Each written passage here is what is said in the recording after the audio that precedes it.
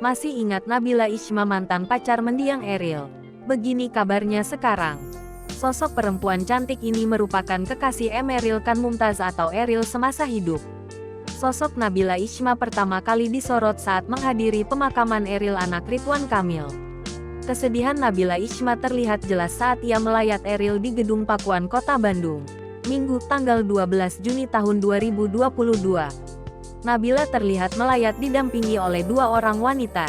Mereka mengenakan pakaian serba hitam dengan menggunakan masker. Saat pertama kali datang dan melihat peti jenazah Eril, tangis Nabila pecah seketika. Ia terlihat menutup mulutnya tanda tak kuasa menahan kesedihannya. Dua wanita yang mendampingi Nabila pun tampak menguatkan di belakangnya. Mereka terus memegang tangan Nabila. Setelah mendekat, Nabila langsung bersimpuh di depan peti jenazah Eril. Kedua tangannya diletakkan di depan dadanya. Ia tak kuasa menahan tangisnya sambil bersimpuh di hadapan jenazah Eril. Dalam kondisi duka tersebut, Nabila Ishma mengaku pernah dipaksa move on. Bahkan Nabila Ishma juga mengatakan sampai dilarang terus menangisi kepergian Eril. Setelah lama tak disorot, kabar terbaru Nabila Ishma pun kini terungkap.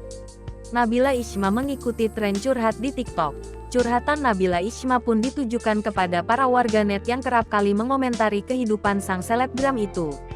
Hal itu diungkapkan Nabila dalam sebuah video tren di TikTok pribadinya @nabilaishma, Jumat tanggal 29 September tahun 2023. Diketahui, kini para tiktokers beramai-ramai membuat video berisi curhatan pamer pengorbanannya dengan menyematkan lagu All Too Well milik Taylor Swift.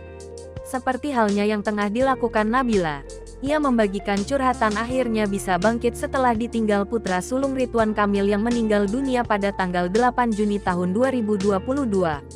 Pada video berdurasi singkat 18 detik itu, Nabila tengah berjalan sembari menunjukkan senyum bahagianya. Sesekali, Nabila berpose menghadap ke arah kamera. "Mbak Taylor, aku pernah dipaksa move on dan gak boleh nangis sama netizen di Indonesia," ditegaskan Nabila. Dirinya bukan tidak mau move on, hanya saja ia membutuhkan waktu untuk bisa ikhlas melepas kepergian Eril. Dalam caption, Nabila mengungkapkan kini sudah bisa melewati fase berat dalam hidupnya. Wanita kelahiran Bandung, tanggal 8 Mei tahun 2001 ini pun bersyukur atas perjalanan hidup yang sudah dilewatinya dengan baik.